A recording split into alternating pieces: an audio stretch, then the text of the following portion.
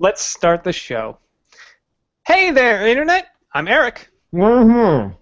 And you're listening to Just Cool Enough, and apparently lower thirds don't work anymore in Google Hangout. I don't know. I tried clicking it, and it tells me, effects are not supported when caching is not available. I don't know what the fuck that means. Oh, I think it's because I'm currently I have to because of all this horseshit. I have to use an incognito window because I would have to log out of my regular email and log back into the Just Cool Enough one to launch it as so I think maybe that's why. So fuck it. We don't know lower third. You don't get to know who I am. So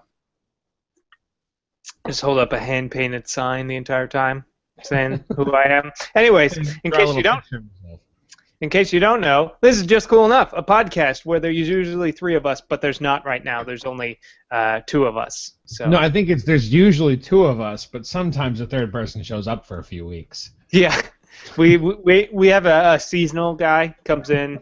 He's during the summer. He's kind of our summer intern. We give him a lot of shit, but he does it for college credit, so it's pretty good. For our breast detection college. They're non-transferable credits. I don't know if we told him that yet, but yeah, I mean he gets to take. What we told him is that he's doing our grunt work gets him basically free classes. We haven't actually been able to offer any classes as of yet. I mean, I know it's been 5.5 years almost. The breast detection school has been conceptually doing pretty well. I mean, I think it's mostly a staffing issue. We haven't been able to find the right faculty to fit the curriculum that we have for our students. So as soon as that's solved, we can start enrolling people in classes, and then he can get his free classes in the Just Cool Enough School of Breast Detection. There's a tremendous career opportunities in breast detection. So. Hopefully, once that gets sorted, we'll be golden. But until then, he just has to kind of put up with it. And you better watch out, University of Phoenix, because we're coming for you next. Yeah, we will be offering online classes. They're still very hands-on online classes, though. So, what have you been up to this week? Not a whole hell of a lot. I finished up an improv class, and we did a performance on Sunday that went over pretty well, I think. And I signed up for the next version of the improv class, and that's been kind of my thing, just doing some improv and stuff. Doing a lot of writing. I'm almost finished with my novel. I've got till Sunday to hit 50,000 words, which is fine because I'm at 41,000, so it's not going to be an issue for me to complete it. I'm really happy. Like it seemed like I remembered. I did NaNoWriMo back in 2008, and I had no idea how to write a novel, or I hadn't taken any writing classes. I had no real experience as a writer, and I just kind of did it, and I struggled at first. It's hard, finding the time to write and stuff. And I remember I was behind for a little bit, and I had to catch up. But this, I really have had no problems with it. It's I've tried a couple years since then, and I just never got off the ground because I think I was too worried about writing the perfect novel or getting my research I'm not ready to write. So this year I was I'm just gonna write something. I don't know what it is, and I just had this vague thing. It's fantasy, so I know fantasy well enough. I'll just throw a bunch of fantasy tropes and figure it out. And I just started writing some stuff. I just kind of didn't, and I basically just write an hour and a half to 2 hours a day, and it's been fine. The only real hard spots was Saturday. I had class in the morning and then a show in the evening, and I didn't get much writing done. And then Sunday, I put it off and didn't get. I caught up where I needed to be from Saturday, but I was still behind. But that was it. Then Monday, I caught up, so it was fine. Very little problems. I've been basically keeping my word count this entire time. So are you also saying that basically you don't need to go to school to be a writer? You can just, as long as you do it once a year, you can develop the skills over time, and you don't really need to be an English major? No, because I think those things help you. I think and it's not like I just started writing in November and haven't written since. I write a lot. I do a lot of sketch writing now, and I've been doing sketch writing for sketch comedy for 2 years now, and that's definitely helped me as a writer. It's made me a lot more confident as a writer. I remember even so much as a year ago, I was still kind of like, I don't know if my ideas are funny, and now I know when I have funny ideas or funny sketches, or at least the concept of a funny idea in the works. It may not be there yet, but I know I could get it there, and with some notes, I can. I'm a lot more confident, and I'm just used to now writing as often. I don't write nearly as much as I should, but I'm used to sitting down and writing and being like, bah, I've got a deadline. I got to get, I've got a meeting in 6 hours. I need to pump out 2 quick sketches or do some revisions. So it hasn't been that hard, and I didn't put too much pressure on it. And I actually, one of the things that I thought that I just kind of did by accident that worked really well is I basically had, I came up with 5 characters for this fantasy world that I just kind of generic whatever archetypes, and then I just started writing. I would write on one, and then when I got kind of bored or stuck, I would switch to another, and that was easy at the beginning, so I could kind of bounce around, and it gave me the freedom to not get stuck on anything. So by the time I'd flesh those characters out and they started coming together and their stories intertwined, I had more of an idea of what might happen with these people, and it was just it just flowed a lot easier. And just doing it every night, just sitting down and going, well, I can't, watch this week's Marvel's Agent of S.H.I.E.L.D. until I finish this, or, Holding yourself for ransom, if you will, Yeah. Yeah, I didn't watch Saturday Night Live till Monday afternoon because I was like, I have to catch it, not until I finish my work, not until I actually hit 40,000 words. Do you find that your writing for the novel influences or informs your writing for sketch comedy, or vice versa? No, because they're different animals. I think this time I made a real concerted effort.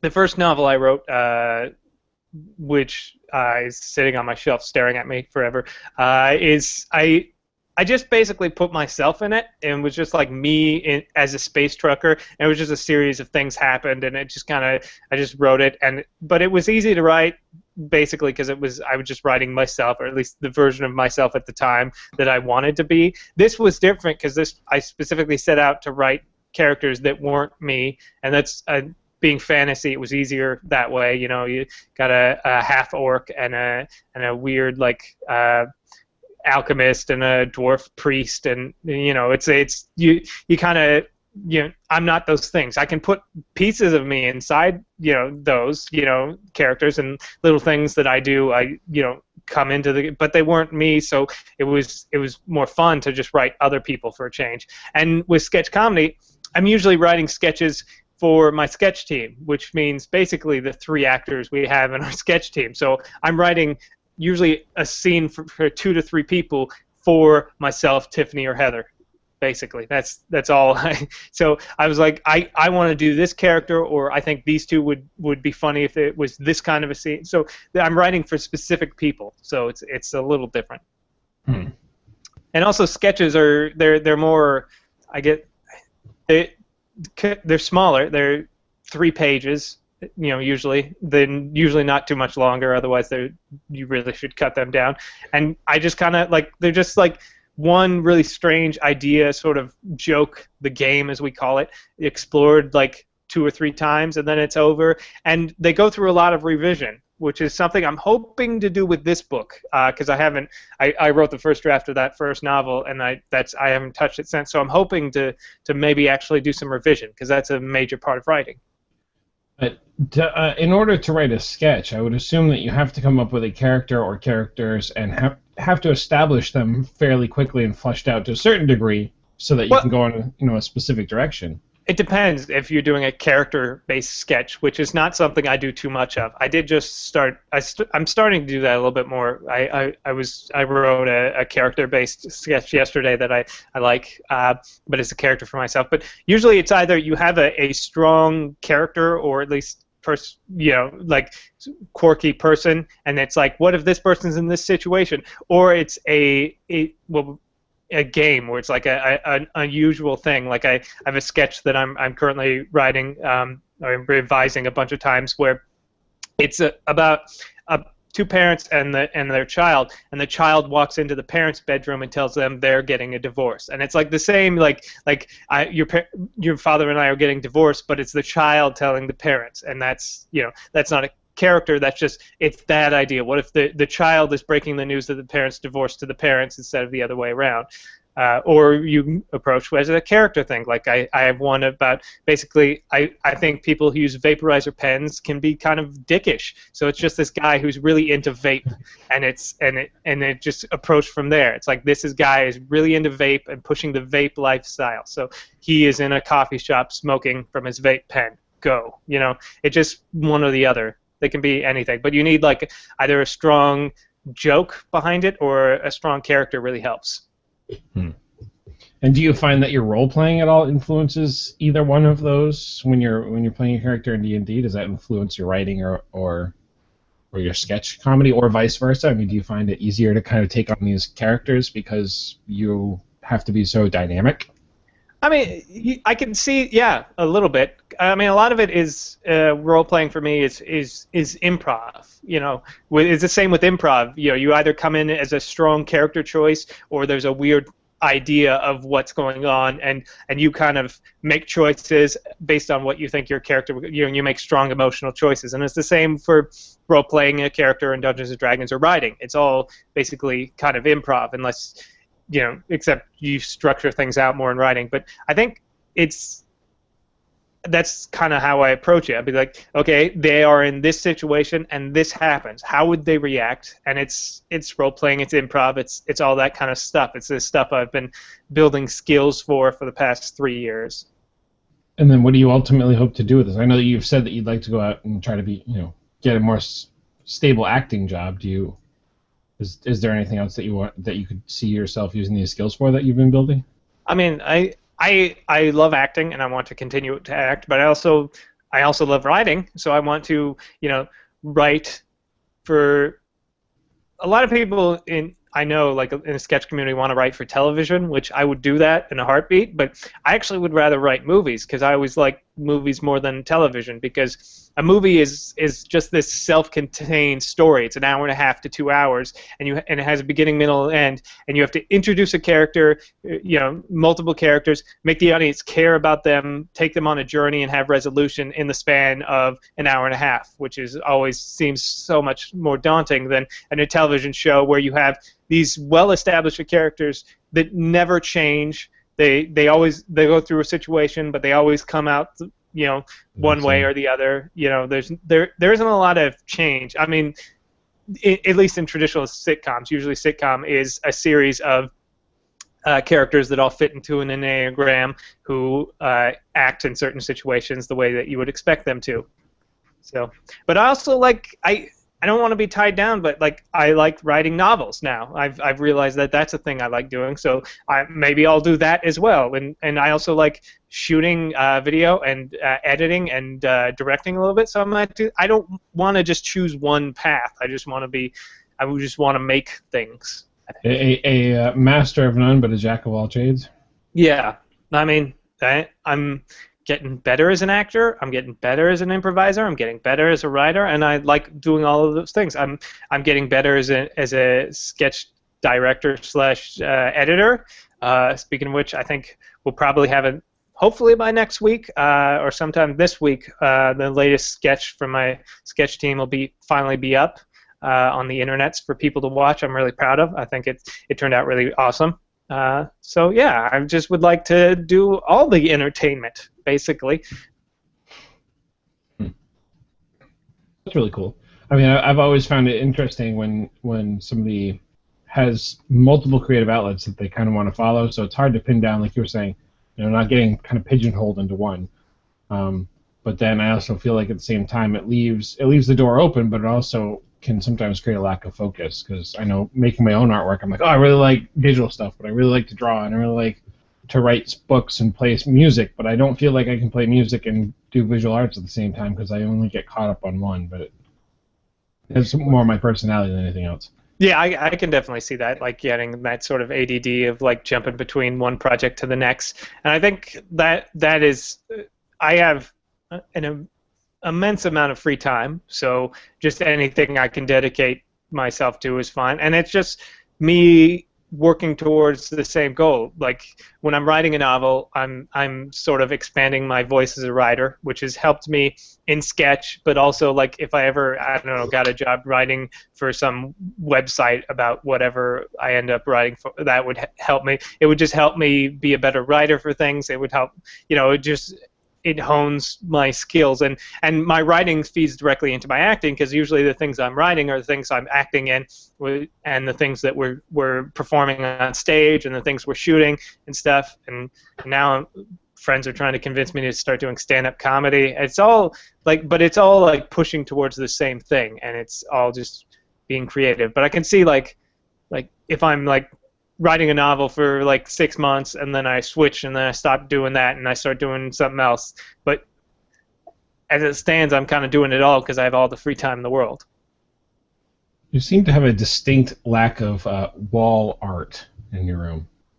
I have 2 pieces of things hanging on my wall. One is a metal small metal poster for Charlie Chaplin, and the other is, which I don't feel like taking off the wall, and the other is this picture that I photoshopped of my sister's cat sitting on a roof of a building because he's a fucking huge cat, and it's just funny, and she hates it.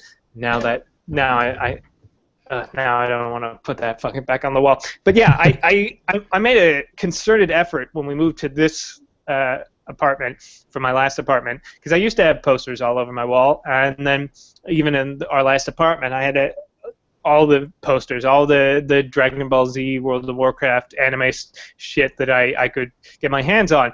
But I decided I don't want that shit all over my stuff. So actually, when we moved here, all my posters, I still have them. They're sitting in a poster tube in my closet, sitting there in case I ever decide I want to actually put them up. But that, and also toys. I used to have a lot more toys just like on my shelf and displayed, my shrine to my virginity all over the place. And I just decided I was just getting far too old for all that horseshit to be cluttered around my room. He says as he unironically has a space helmet sitting on his dresser right now.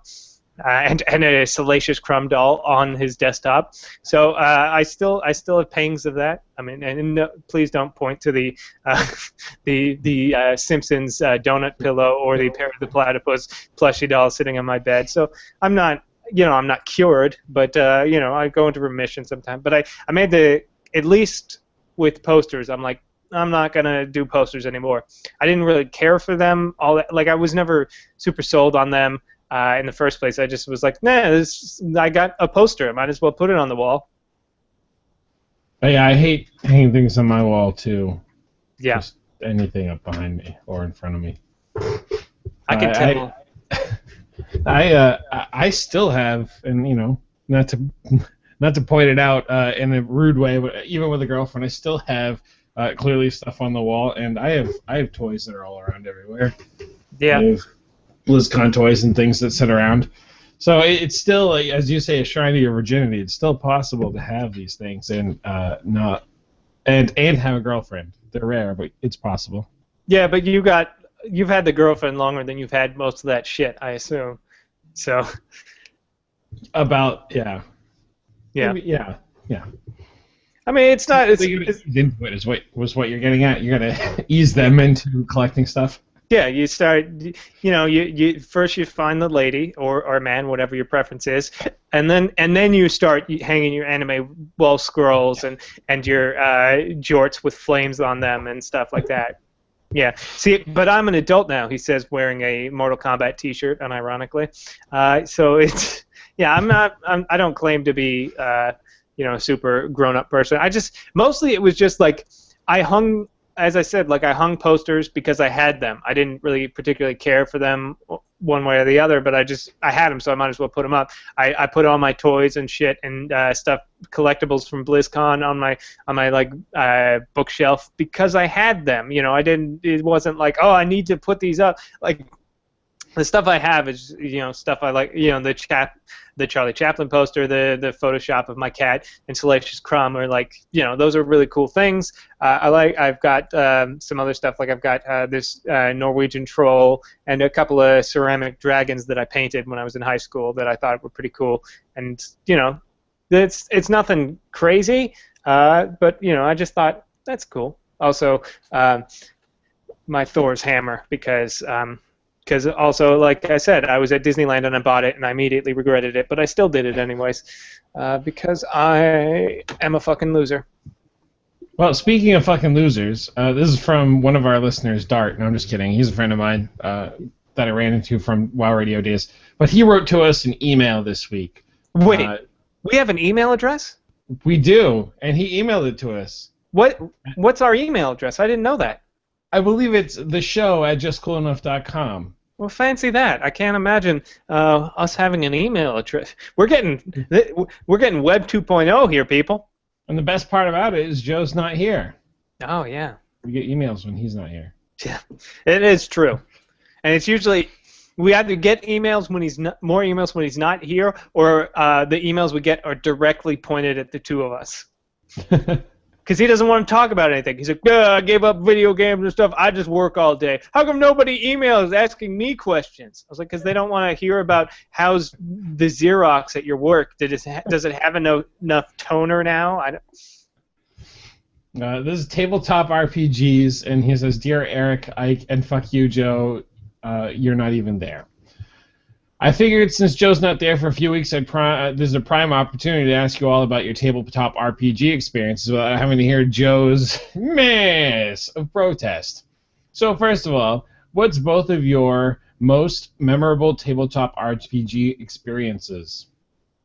I honestly I've said this a lot. I've only been into Dungeons and Dragons for I don't know, like 8 or 9 months at this point of this recording, so it hasn't been a lot, and most of that, almost entirely of all of that, has been on Roll20, so it's different. But I did. There was that short time, those 3 weeks, where I went to a game shop and played Dungeons and Dragons not too long ago, and I enjoyed it. It's a different experience, actually physically rolling the dice and having people there, and not having like your GM controlled a bunch of tokens on a board, and just being it all in the theater of the mind, which is great. And what I loved is I had a character, and I created a backstory I was really happy with. He was this gnome rogue, and I went with like the guild merchant path. So he was like super into like making deals and making money and stuff like that. And I just decided he gave business cards to people, which I thought was funny, and so did other people. He would just constantly have a business card to hand people even when the opportunity didn't make it. And I don't know why, but I learned, like, I built him to like stab things, but I could just never hit anything when I stabbed. But I was fucking killing it with my short bow. I don't know what it's like, the magic of Dungeons and Dragons. For some reason, he was just unable to ever stab something with his rapier, but his short bow, he was a fucking king. I turned into like fucking Legolas meets Hawkeye. Like there was one time we were like one guy was getting away, and he's like, oh yeah, he's like 200 feet away. And I'm like, well, I can hit 320 feet with disadvantage. And I rolled like a 20 and then a 19 with disadvantage. So I'm like, yeah, so I line up the shot and fire. It goes 200 feet and stabs him in the fucking back of his head, and he falls over dead. Like, I'm just totally like fuck it. I'm like, I started getting like really into it, and it's like he does that Hawkeye thing for the Avengers where he doesn't even look and he just fires and hits it, it's just as it moves into the air. Like, I don't know what it is about that kind of stuff when that happens, but it was just like I was fucking absolutely flawless with a bow for some reason, and I had no intention of him being a ranged attacker. And you said that was the actual tabletop as opposed to Roll20. That was yeah. There's probably there's comparable stuff with Roll20, but that was like an actual tabletop memory at an actual tabletop with actual dice and people. I have 2 tabletop memories that kind of tie. One was I was a DM, and I had been setting up this undead campaign, and you wouldn't know it, Eric, from my inability to actually figure out how to play a character in D&D that I've been able to like run actual games, but usually I let other people deal with the mechanics and I run the storyline. But there was this kind of it wasn't on Roll20, so it was kind of a cutscene, if you will, and I had music that I had set to it, but clearly it had to be all in the person's head who's listening to it to make the imagery. So I gave him this cutscene, and we get into this kind of, it's really scary and quiet, and there's some weird noises, and we're in the middle of the common room in college, because that's not cliche, and the door opens up and kind of pops as it opens, and Hiko was there at the time playing with me, and he, like, jumped out of his seat. He was, like, so scared, because he was so focused on what was going on in the game, and that a noise outside the game just scared him half to death. So I was like, yeah, I accomplished something, like, by creating something that seemed to get the players really into the game. And the other memorable RPG moment was playing the tabletop version of Star Wars. And, which one is it? The because the newer one seems interesting, but I don't know anything about the older one. the older one that I played back in 2000. That sounds about right. It's probably older. A while ago. So I remember playing it and playing a smuggler. My friend was playing a Wookiee, I think, and he ended up. No, I was playing a Wookiee. Anyway, I ended up going to jail, and my group didn't rescue me because we didn't really know each other. So they're like, "Why do we give a shit about that guy?" So I ended up. My best friend, decided to stay behind and kind of meta game. So he stayed behind to save me, and he blew up the wall of the jail to let me out, and in the process ended up killing himself. And I escaped out to Tatooine running free, trying to figure out how to get off this planet to catch up with the group. And I ended up on like a Millennium Falcon-esque type ship as a Wookiee, but I was dressed in a pink dress and had to convince them I was female so that they would take me on board. Nice. It's always fun to kind of figure that kind of stuff out, because I remember when we were playing the Just Cool Enough and girlfriend's group was playing. Your girlfriend basically she caused a lot of death and destruction in the main hub town, and I considered, like, I was coming up with this idea of possibly having her go to jail, and like I started designing the jail and like thinking of like the storyline of her not like straight up like thrown in jail, but just like thrown in the town jail cell, because there was one in the campaign, and I was just like starting to come up with the idea of like what happens if you're all arrested right now, like where do you go from here, like, and how fun would that be to just play out? And the second question that Dart wanted to ask was second, perhaps more important is, what is each of your most epic failures in tabletop RPG from your neighborhood DM, Dart 44? Mine's gonna have to go back to Roll20, because I basically fucking killed it in real life D&D. No, but it was we were playing. It was a while ago. We were the D&D group I was in before this one was a lot of players, so like 20, 30 people, and random games going on at all times. And one guy was like, "Hey, I'm doing a game. It's level ones. Make whatever you want. Make 2 of them. We're just gonna fucking play. I've got some shit. Just make level 1. Doesn't matter what it is. It could be playable monsters. I don't care." So I made a gnome scion, which in the first round was we were the idea was that this was within the world we were playing in. It was it was like an arena for like the rich and to watch people basically get killed and stuff like that. It was really cool. The gnome scion we fought and stuff, and I almost died, but I saved myself with one lucky force punch, and it was like everyone else, like their level 1s died except for like me and this one other guy were the only ones to survive, and it was cool. And we were supposed to continue on from there, but it didn't end up. But the second round was the character I was more proud of was my goblin rogue named Snotball.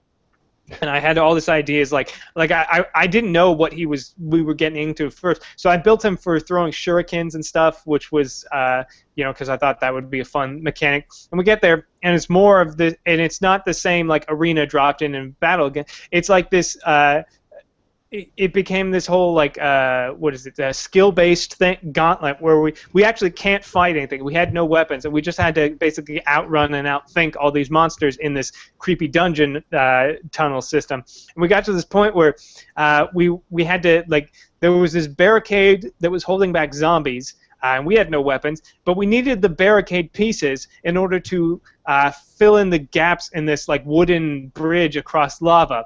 And we did like a couple of them, but like the last two slats were missing, so you had to like make that jump. And I thought, my guy's super fucking acrobatic. He's a goblin rogue. He can do this. Like fucking first jump, it's like he was like, you got to roll twice, once for the leap and then once for the landing. The leap, critical fail. The landing, critical fail. So he's like, yeah, you fall into lava and die. I'm like, son of a bitch.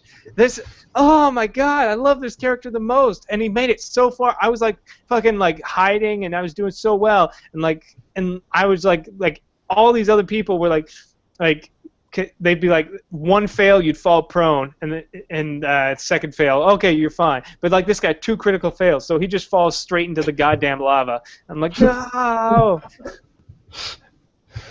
Most of my characters in 3.5 were epic failures. I have a character ADD where I feel the need to make a character every few games. Really? Really? Because I hadn't experienced that. Because you've always been so consistent about the character you're playing in our current campaign on Monday nights, and certainly you didn't drink a potion for the express purposes of killing your character off so you can roll a new one. And then when the campaign started, your character literally exploded, and a silver tiger was where you used to be. That wasn't you. Was just a tiger. I want to point out with that particular one in the game that we're playing on Monday is when you weren't there last week and we got the potion, Crix just drank it, not because out of character I knew it would kill me. In fact, I thought it was going to make me younger or older when I took it, so I just drank it. But he never told us what it did and just ended the session. So I happened to tell him, I was like, oh, if you're looking for a convenient way to off my character so I can make my new one, you never did tell us what happened with the silver potion. He's like, that's true. So I don't know if the silvered animals coming out of people is a byproduct of him killing off Crix, or if Crix would have died anyway, and I just was fortunate enough to reroll a character at time. I don't think, knowing Wes the way I do, I don't think he would have just died anyways. But it's interesting to think like how much the game story might have changed with that decision, because he seemed like this is with this campaign he's focusing a lot more on storytelling, which I like, because that's what I love about 5th edition so much. So much of it is about storytelling. Like I was just looking at the spells, because I got a new spell because we leveled up, and just so many of them aren't like the 4th edition rules are all like all the spells and attacks are just, it either does damage or control or something like that. Like these are like they actually like RP like stuff that has no combat utility, or at least no obvious combat utility, but you can do, like, there's a spell, Speak to Plants, which is like, yeah, you can talk to plants. I mean, if there are any plants that are difficult terrain, you can ask them not to be, and if there's any that aren't, you can ask them to be, but that's about all it does. It's like they can tell you some things, but not much because they're plants. But it's like just so much. There's so much more like fun storytelling aspects. And I remember when I was going to play a half-orc barbarian until somebody else rolled one, and I decided to play the bard. But my half-orc barbarian was going to be a sailor whose ship sunk, and he was like, oh man, I was already planning this whole thing where you're going to meet the all-female pirate crew that sunk your original ship, but never mind. So he just like goes with our backstory, and he's building the story off that, which I like. The thing that I had in 3.5 was it's kind of like the way I build decks in Magic the Gathering. Like I'm like, oh, this combination will really cool together when it works. And it like pretty much never works. So a lot of my characters 3.5 were heavy role players, but they were combat. They would just suck balls. Not to mention that most of the DMs I've played with are like, if you want to reroll a character, you're welcome to, but you have to reroll them one level lower than the lowest person in the group. So my spells are even having a harder time hitting. And in 3.5, you don't have the cantrips that you can just sling all day long if you run out of high level spells. So I would also run out of spells and be like, well, now I'm really freaking useless. So I'm going to try to roll a new character. And so that would cause me to try to roll characters a lot because I'm trying to find the right thing that could actually do something. Yeah. And it wasn't until I started playing when Hiko was the DM, he let me play a necromancer, and he was trying to do the 7 deadly sins as bosses of this world, and I came in on greed, and I raised probably like 30 or 40 undead skeletons, and we came up to greed, and he was talking to us, and we wanted to lure him into some kind of false insecurity, so I had each one of my skeletons give greed a piece of gold. So he's like, oh, thank you, thank you. He was being very polite, but once all the skeletons are around him, I cast Fireball off a scroll, and right into the center of all my skeletons, and I blew them up because the skeletons when they blew up, they did I think 1d6 or 2d6 worth of unholy damage, which I purposely did to heal myself. If they were close to me and they died, I would get healed. But they also deal unholy damage, so everything around them takes damage.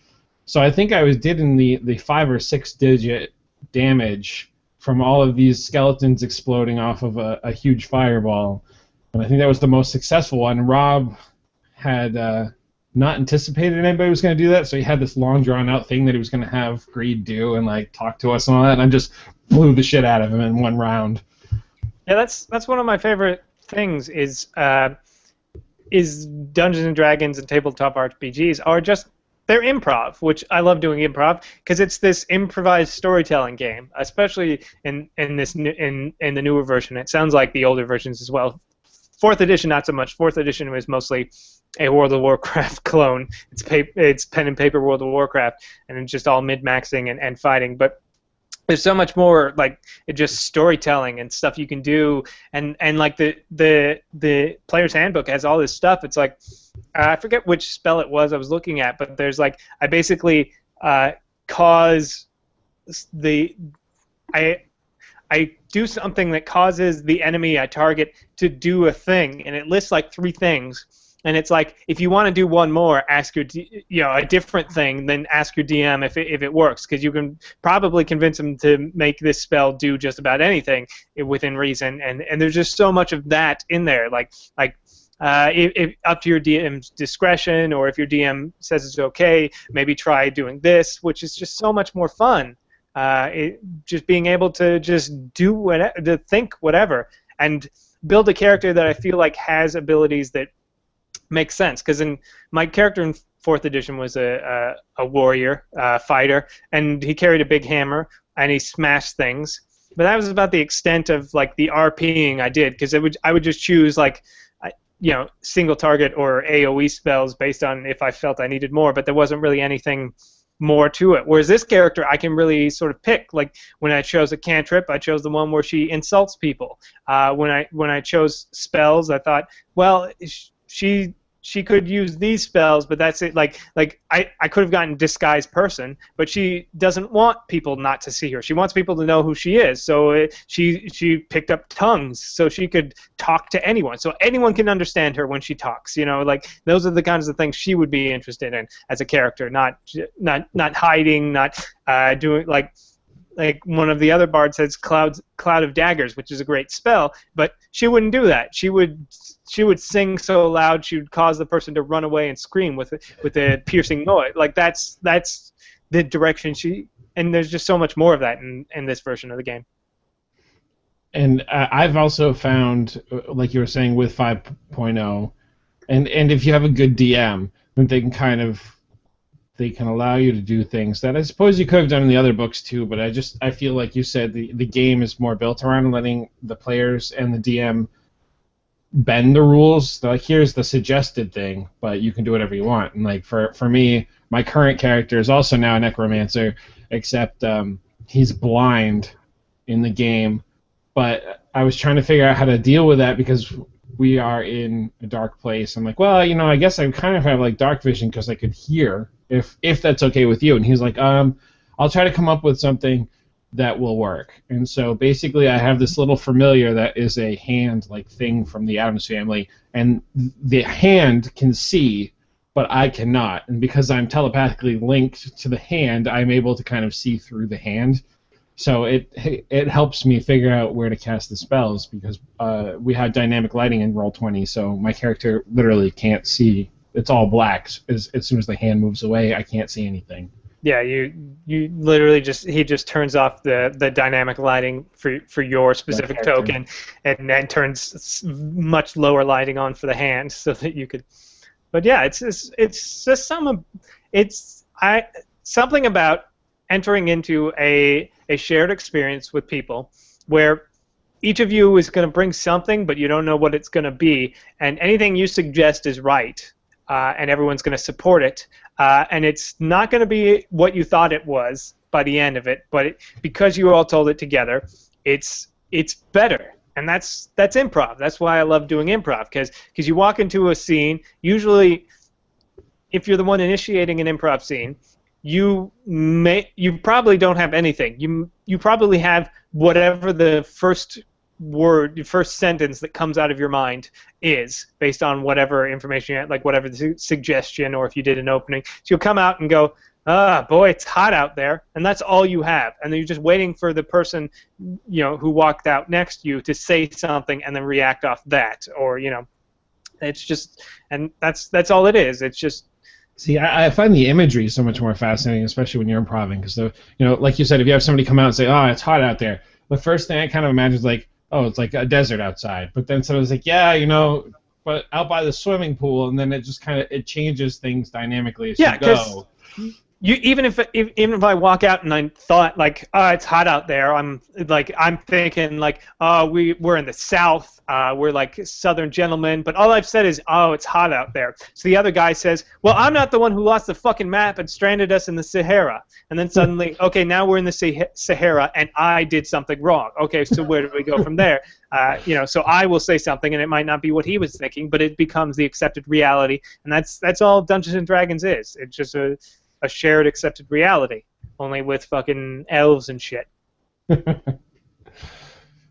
I don't know. I think we answered that email pretty Well, well. I don't know if you ever gave a specific example of an epic fail, because I probably just No, talked over I you. didn't give it a specific one. All of my characters in 3.5 were epic fails because they would be so cool for role playing and impractical for combat, and it Yeah, was pretty kind of combat centric. So I didn't like any of my characters because they couldn't do anything. I can see that, and they fixed that in 4.0 by making everything combat centric and nothing RP.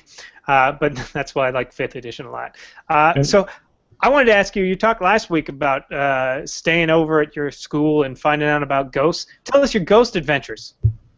I'm super embarrassed about my ghost adventures, partially, and I'll get into that in a second. But there was a woman there who was claimed to be spirit sensitive, and she had dowsing rods with her. And for those of you not familiar with them, they're two little rods in the shape of an L, and you grab onto the shorter part, and they're supposed to swing back and forth. Basically, the intermittent pressure of your hands causes them to sway, which people interpret to mean that ghosts are pointing them to Captain, Blackbeard's treasure or whatever the fuck they're looking Well, for. and in this case, they were using it to answer questions. So, is your favorite color red? And if it came together, it meant yes. If it went apart, it meant no. So the spirit woman found an entity in the boys' locker room, oddly enough, and they talked to it for like an hour and a half. And we were all together in one group, and so I'm like, I'm just not buying this. Like, there's too much. It's like watching somebody with a Ouija board. Like, I wanted to kind of believe that perhaps there is something, but there's too much human involvement in this, and none of our electrical equipment that we had, our EVPs, our EMFs, were going off. Just this dowsing rod this woman was carrying, and sometimes she would start answering no by shaking her head or whatever, and then the rods would move. Like, oh, is it blah blah? She's like, no, it's not that, and they'd swing wide. And so the night carried on, and we decided that one of the weird things that didn't happen to any of the staff members there was that we rent out the volleyball space, or the gym to volleyball people on Friday nights. And they've claimed that the volleyball, because our gym has a area above it, because it's part auditorium. So some people who have played volleyball have claimed that the ball has gone up up to the second floor and then been thrown back. And I'm thinking, because there are stairs up there, if it hit the stair just right, it would just bounce back. That's probably what happened.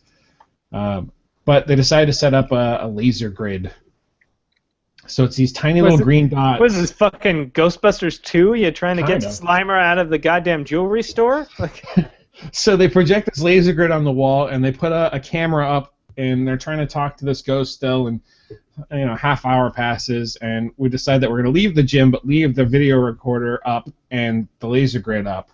And as we're walking out, one of the women points out the on the floor is a motion detector. So she's like, "Oh, if anything walks around or whatever, it should set it off. Well, it's pretty loud. You should be able to hear it." So she walks next to it, and it doesn't go off. So she starts stamping on the floor. It's I'm still a not going off. ghost. So she's like really banging on the floor, and finally the thing like pops and goes off, and everyone's like, "Oh," she's like, "That's what it sounds like." I had it off, but she turns to me and says, "I don't think it's gonna work very well," because clearly she had to like stomp on the floor to get it to work. But she reset it. She put it on the floor. We all start to cross the gym to leave, and as everyone gets to the far side of the gym, the motion detector goes off, which was a little strange, only in the sense that she had just spent like a good amount of time stomping on the floor to get it to go off, and there was nobody around it. But whatever, they reset it, then we left. And at this point, this is the only weird part, and I can't explain it, and I'm not saying that it's paranormal, but there were 4 separate times that night that I burst into tears for absolutely no reason at all. I have no idea why, and that's the part that's embarrassing, because I don't know why, and I don't usually just cry around strangers for no particular reason. But the last time, I told the woman running, I was like, "Can we go up to the second floor? I just have this really weird feeling, and I want to go up to the second floor and, edify or pacify myself just to know that nothing's up there." So we go up to the second floor, and we're walking around. I'm getting this really uneasy feeling in front of the library. Like every time we walk towards it, I get uneasy, and we're walking away. But again, the EMFs aren't going off. The EVPs, nothing. So I'm like, it's just got to be in my head. It's kind of like if I have a box and told you there's a rabid animal in here, you should stick your hand in it. Even if there's nothing in it, your brain's like, you probably don't want to do that. So that's why I'm chalking it up to, because we couldn't find anything on the second floor. Except for the woman with the 2 dowsing rods who claims that there were a bunch of little children upstairs, because there's a graveyard right out the edge of our school from the 1800s that has 5 and 8-year-old children in it.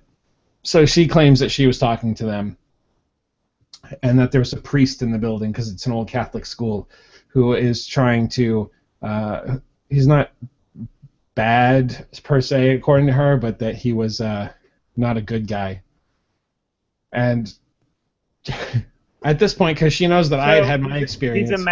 He's a man who's dedicated his life to the service of Christ, God. and might be kind of an asshole, but never did anything bad, and didn't get into heaven because Yep. God's a dick. Is that? And like the kids apparently are terrified of him, and I don't know. So we're walking around though, and still nothing really unexplainable goes on. We start wrapping up for the night.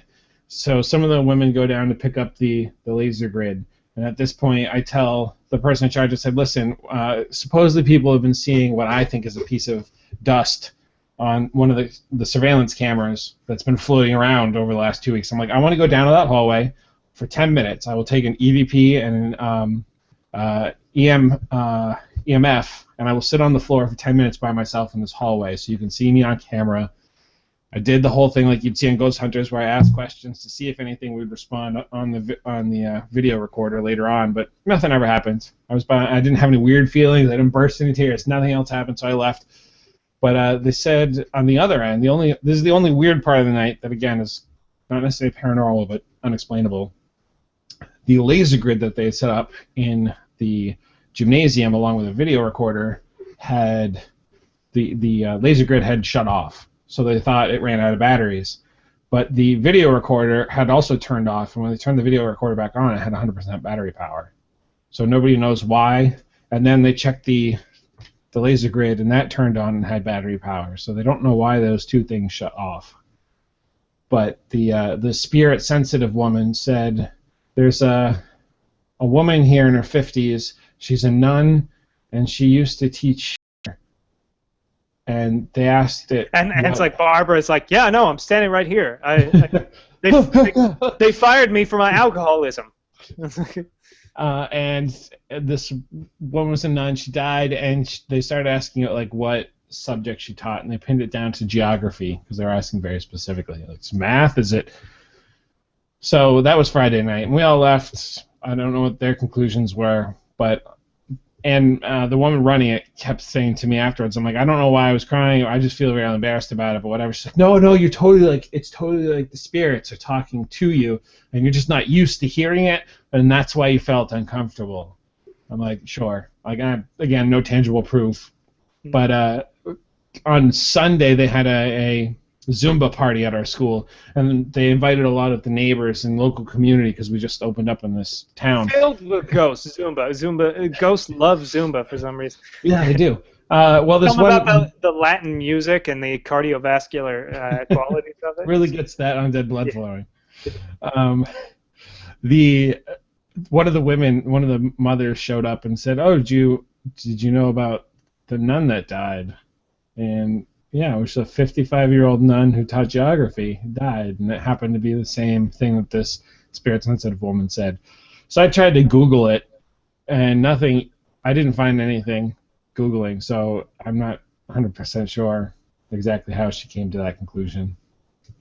Like if it was real, then she figured it out, and if it wasn't like it was easy knowledge to try to find. So they want to do it again in January. The most haunted of months.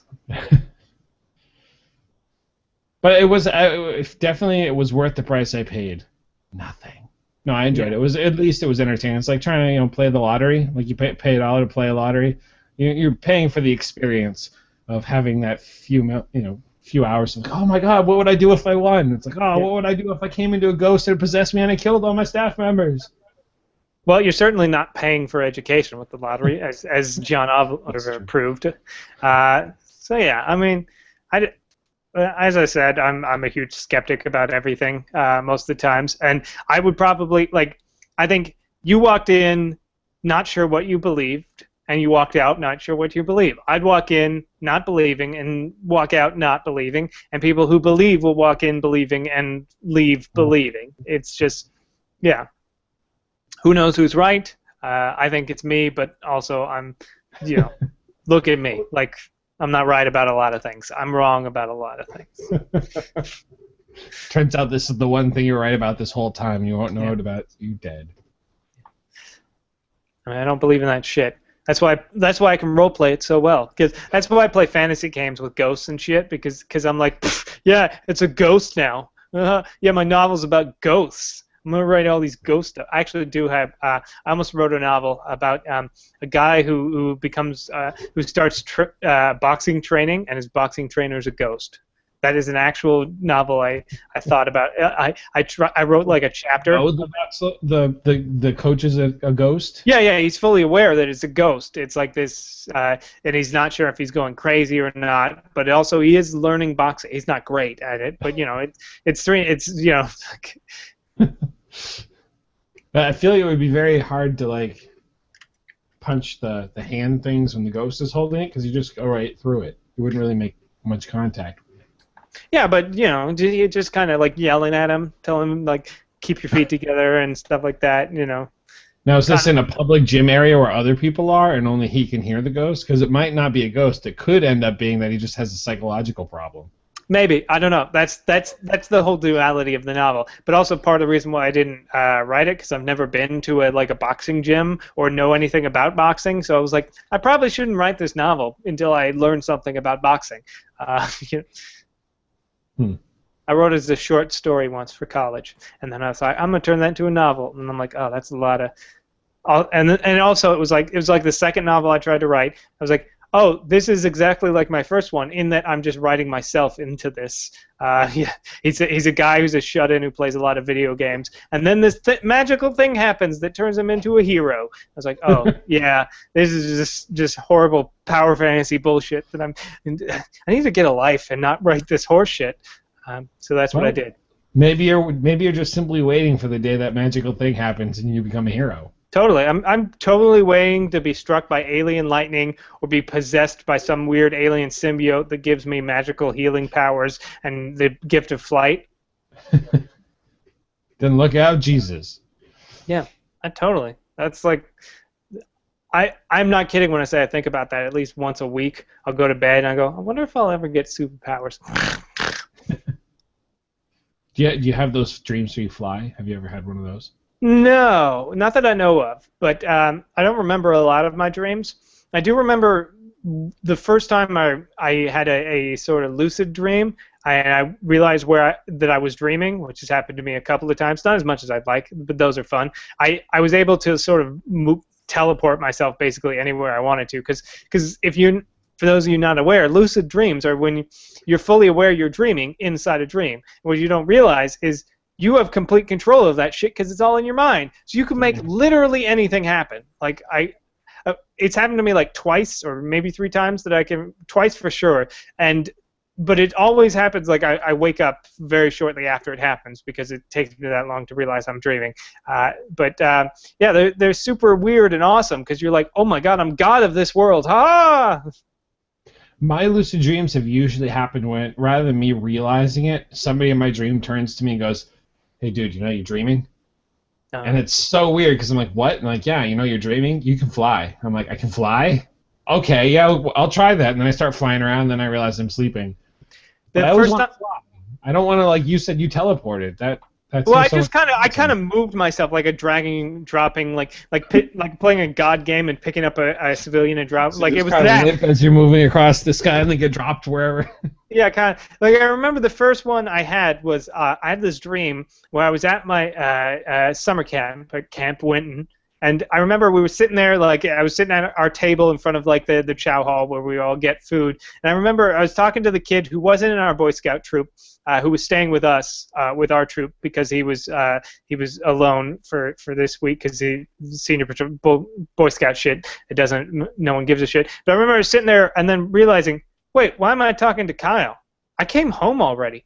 Oh, this is a dream. And then I was like, oh, wow. So then I started like just doing things, but it was like only like it's hard to tell time inside of a dream. So it felt like maybe 30 seconds before, of like going, well, I'm God. And then I was like, oh, crap. Now I'm back in this shithole real world where I don't have control over anything. And have you gone back to sleep into dreams before? Not necessarily lucid dreams, but just in general. No, Have you ever I've fallen never back been to able to sleep? do that. But usually I don't remember my dreams. Like it's very Yeah. rare that I know I have dreams. I just usually just wake up with no recollection of what I dreamed. Once or twice I've been woken up from a roommate snoring or whatever during a sex dream, and I've actually been able to fall back asleep into them. But more often than not, it's usually the fucking nightmares that I'm like, oh good, oh this I woke up, time to go back to sleep, and I'll just go back to sleep right back into the nightmare where I left off. And then I wake up the second time, I'm like, what? That sucks. I'm Yeah, trying to think of good ones. I don't know. Usually my dreams are very nonsensical. I don't really have nightmares. I don't really have sex dreams. I can only think of one vaguely sexual dream I've had, and it was with Vanessa Bayer from Saturday Night Live. I don't know why her. I mean, she's not unattractive, certainly, but it was just weird. Like we were like making out on a couch or something, and I just woke up. I was like, that was weird. I don't have those kinds of dreams. I don't understand why, but okay. Yeah, she's kind of cute. I forgot who she was, but I've looked the red. She's kind of like a redhead-ish Yeah, brown. she's the one that does the Miley Cyrus impression. Yeah. She wasn't in like a costume. It was just her, and I was like, okay, that's the thing that happened. I don't know why, but whatever.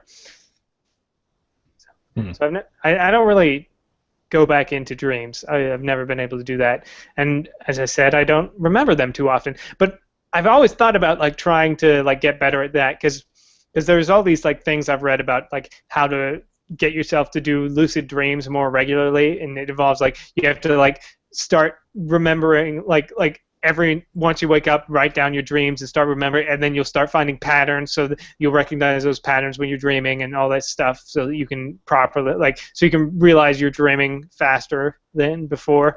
But that just seems like a lot of work, and I don't care. Next thing you know, you're in Inception. Yeah, yeah, you have to have your totem.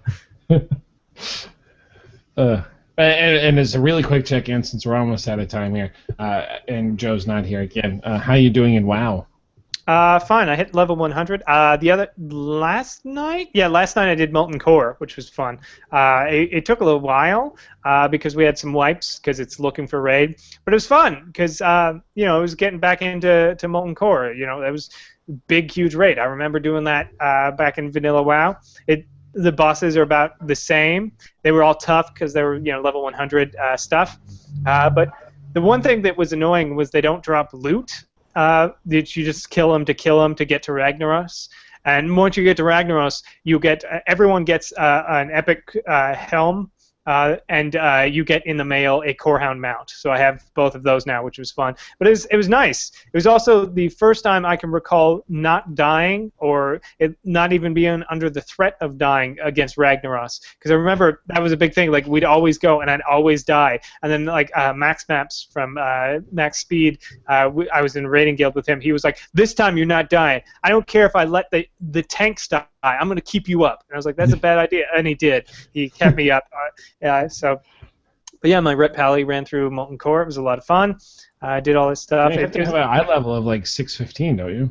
Yeah, because I was struggling because I was like 608 or something, and then with the basically just the gear that I picked up by leveling, and I did I did a dungeon, and I picked up one piece that was like 615, which is great, and then I literally got a random epic, like 630 item level drop from a mob that wasn't like a boss drop. It was just like I looted in mob, and now I had this 630 item level necklace. And people were like, "How the hell did you get that?" I was like, "I don't know. I just looted it." And so like that put me way over the top. That put me at like 616. So I was like, "Oh sweet, tonight I'm gonna be raiding Molten Core," and I did. I'm jealous. I was at 605 before we did the show, and I did one instance to get to 610. So I'm at 610 now, but I'm like, I want to do Molten Core because it's a limited time only. Have you been doing? Yeah, but you got a month. Like you've got till the end of next month, I think. Yeah, like the end of December. It's when the whole 10-year. But like if you've been doing the quests around the world, that's how I've gotten basically all my gear is through there. Like just because a lot of them, the end of quest lines give pretty decent gear, and sometimes they roll up to epics. So I just say continue doing that while in queue for dungeons. Well, it's nice because I'm a healer, so queuing for dungeons means about a 4-minute queue for me, unlike you DPS folk who take 40 minutes. 25 to 30. Well, not bad. My server, it's like 40 to an hour. Yeah, it's not terrible. I queued it once. Like I knew it was going to be a problem, so I dual spec'd as a healer, and I jumped into a dungeon as a healer. It didn't take very long. The tank died on the first trash pull. I was like, I don't know what I'm pressing the buttons. Why is he dead? Like I was like, fuck it, and I just immediately like we wiped. I left the dungeon in shame, and then changed my dual spec to tank. And I don't and I don't have the gear to tank because you need a shield as a paladin to tank. You can't tank without one. So I was like, great, I don't have a shield, so I can't ever tank. I'm just gonna do DPS. I tried a few times when I got into Draenor to heal, and I came across like a monk tank, and they're the worst because they was just getting the crap kicked out of them, and I was going out of mana like so quick. It was funny because I entered the dungeon and it's like Pally healer, Pally tank, things are gonna be going smooth. Immediately died first trash pull, and I was like, what the fuck just happened? Like I don't even know if I made a mistake because I was using my what was it? Holy Light or whatever, which is the longer heal that takes less mana. It doesn't, but it's the one you spam because it's the most mana efficient. Otherwise, you run out of mana too quickly. At least that's how it used to be. I don't know if that was the mistake or if somebody did something else. But I was like, nope, I'm never healing again as this character. And here's the retarded moment I had this week. And I know people would shun me for using that word, but.